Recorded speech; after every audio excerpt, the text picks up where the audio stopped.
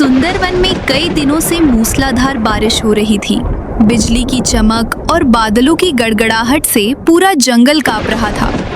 रानो चिड़िया का पुराना तिनकों का घोंसला जगह जगह से टपक रहा था। घोंसले के एक कोने में उसके बच्चे कुकू और गुड़िया सिकुड़ कर बैठे थे। माँ, बहुत भूख लगी है, पेट में चूहे दौड़ रहे हैं।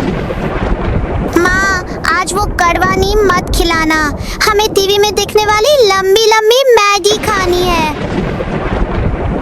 मेरे प्यारे बच्चों, शांत हो जाओ, मुझे पता है कि तुम बहुत भूखे हो। तभी रानो मुस्कुराकर आसमान की ओर देखने लगी। ला ला ला ला ला। बच्चे हंस पड़े, लेकिन फिर कुकू बोला, माँ, वो टीवी वाली मैगी कहाँ मिलेगी? रानो का दिल टूट गया। मैं अभी जाती हूँ, बाहर चाहे कितनी भी बारिश हो, मैं तुम्हारे लिए कुछ अच्छा जरूर ढूंढ कर लाऊंगी। बारिश में भीगती हुई रानो जंगल बाजार पहुंची। मिट्टू तोता अपनी दुकान बंद कर रहा था। मिट्टू भैया, मैं जानती हूँ कि मेरा थोड़ा उधार बाकी है, लेकिन क्या थोड़े दाने और उधार मिल सकते हैं? अरे रानो दीदी, पहले का उधार ही बाकी है। इस बारिश में मेरा धंधा भी चौपट हो गया है। मेरे बच्चे 2 दिन से भूखे हैं। माफ करना दीदी, इस बार मदद नहीं कर पाऊंगा। रानो की आंखों में आंसू भर आए। निराश होकर रानो जंगल के किनारे पहुंची, जहां इंसान पिकनिक मनाने आते थे। अचानक उसे कीचड़ में एक चमकीला पैकेट दिखाई दिया। अरे, ये तो मैगी का खाली पैकेट है। पास ही कुछ सुनहरे चमकते कर पड़े थे। ये क्या है? मसाला या कोई बीज? वह उन्हें सूंघती है। वाह, कितनी अच्छी खुशबू है। उसे बिल्कुल नहीं पता था कि वो साधारण बीज नहीं था, वो था स्वर्ण बीज, जिसे सदियों पहले जंगल के जादुई रक्षक ने छिपाया था। रानो बीज को घर लाकर मिट्टी में बो देती है। उसके आंसू बीज पर गिरते हैं। हे भगवान, मेरे बच्चों की भूख मिटा देना। अचानक मिट्टी के नीचे हल्की सुनहरी चमक फैलती है, लेकिन रानो ये नहीं देख पाती। सुबह होते ही पूरे जंगल में मसालेदार खुशबू फैल जाती है। माँ, ये खुशबू कहाँ से आ रही है? बाहर चलो। रानो बाहर आती है और हैरान रह जाती है। जहाँ बीज बोया था, वहाँ एक पेड़ उगा था और उसकी शाखाओं पर गर्मा गर्म मैगी लटक रही थी। वाह, ये तो सचमुच मैगी का पेड़ है। भगवान ने हमारी सुन ली। मैगी की खुशबू उड़कर कालू कौवे के घर पहुंची। कालू जी, कैसी खुशबू है? ये खुशबू रानो के घर से आ रही है। कल तक तो रो रही थी।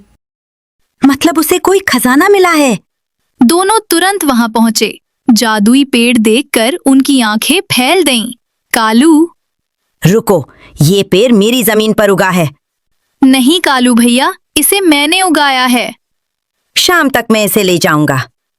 उस रात कालू चोरी छिपे पेड़ उखाड़ने आया, लेकिन जैसे ही उसने पेड़ पकड़ा, धड़ाम, आसमान में बिजली चमकी।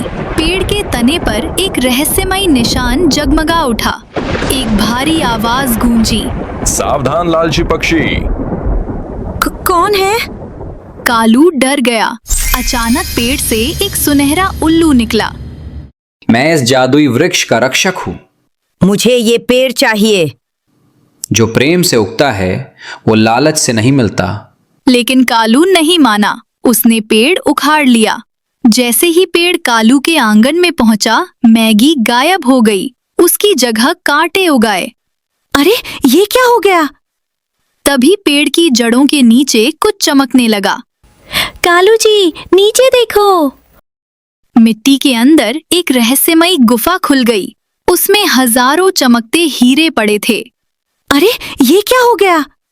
मैं अमीर बन गया। दोनों खुशी से गुफा में कूद पड़े, लेकिन तभी धड़ाम, गुफा का दरवाजा बंद हो गया। गुफा वास्तव में खजाना नहीं थी, वो एक प्राचीन परीक्षा थी। दीवार पर लिखा था, केवल दयालु हृदय वाला ही इस खजाने को पा सकता है।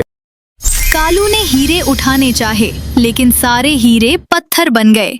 नहीं, हमें बाहर निकालो। तभी सुनहरा उल्लू प्रकट हुआ। लालच हमेशा कैद बन जाता है। अगले दिन उल्लू रानो को गुफा तक ले गया।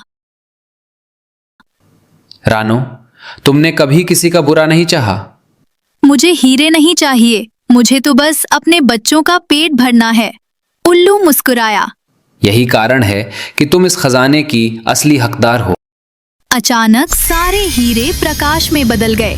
प्रकाश आसमान में उठा और रानो के पुराने घोंसले पर बरसने लगा। देखते ही देखते वहां एक सुंदर, मजबूत और चमकदार महल बन गया। लेकिन वो हीरों का नहीं था, वो प्रेम, दया और ममता के जादू से बना था।